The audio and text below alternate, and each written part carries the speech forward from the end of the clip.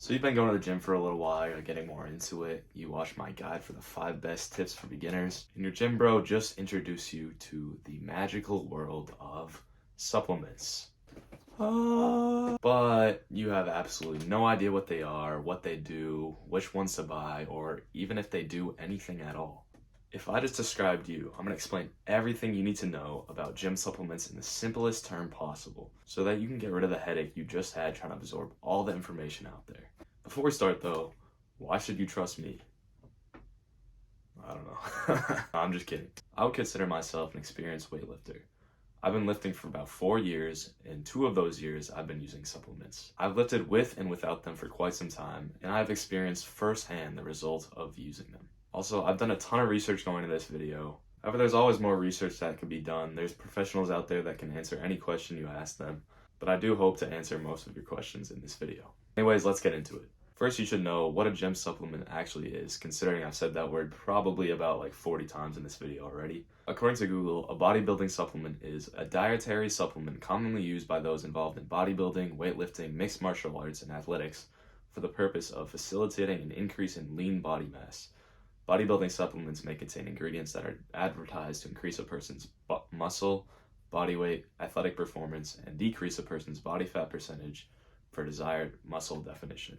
That's a lot of words though, so in simpler terms, supplements are typically made to make you stronger, have higher muscle endurance, and just look more jacked. I'm also only going to be talking about safe things in this video, so no SARMs, trends, steroids, or anything of that sort. I'm sorry if I let you down. The main question, do supplements actually work? Yes, but only a few. The way I see it, there are really only 3 supplements that I would recommend taking. I'll list them off one by one and explain what they do and why you should take them. The first supplement, and probably the most well-known, is whey protein powder. That's this one right here, the one that comes usually in the bigger bottles.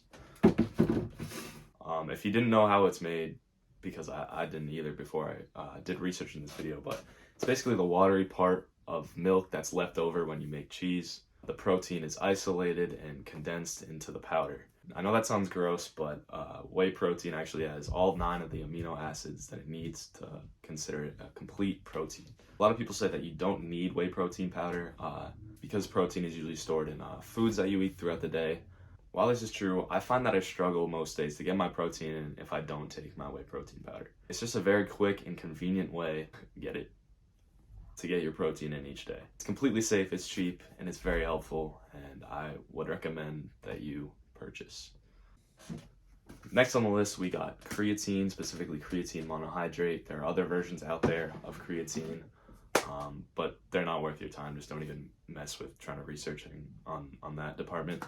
Alright, so what is creatine?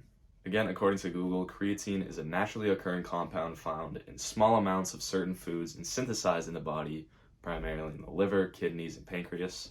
That's right, creatine is a naturally produced compound by the body. As for the functions of creatine, here are 3 of the most important functions that make it a vital supplement that you should consider. Creatine can increase your muscle mass. Creatine increases water content in muscle cells, leading to an increase in your muscle size. It also helps with performance. Studies have proven that creatine increases strength in high-intensity exercises, weightlifting, sprinting, and jumping. As for the third, creatine enhances muscle recovery. Other research shows that creatine can reduce muscle damage and inflammation, just essentially giving your muscles a faster recovery process. In my experience with creatine, I have seen all of these functions take place. Within about a month or 2 of taking creatine, I actually increased my bench press PR by around 25 pounds or something like that. Yeah, I was just hitting PRs left and right that I hadn't hit before, and I'm still seeing much improvement to this day. Alright, next on the list is a controversial one, but we have pre-workout. I feel like everybody kind of knows what pre-workout is, but if you don't, it's basically just blasting a ton of caffeine straight to your dome right before your workout so you have a lot of energy. I think pre-workout is good, but to a degree.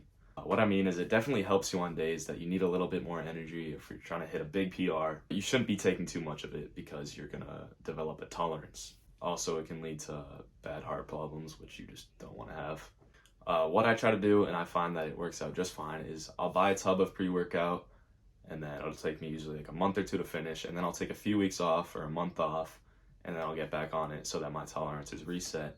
And this will just save you money and the heart problems, so it's a win-win overall. But yeah, pre-workout, great supplement. Just be careful when you're taking it. One more supplement I want to go over really quickly is a multivitamin. Basically what it is just putting a ton of vitamins into one little capsule. Overall, taking one won't make a huge difference in your strength or your appearance, but it will help you meet your nutrition needs. And on occasion, it'll increase your protein and creatine absorption into the muscles.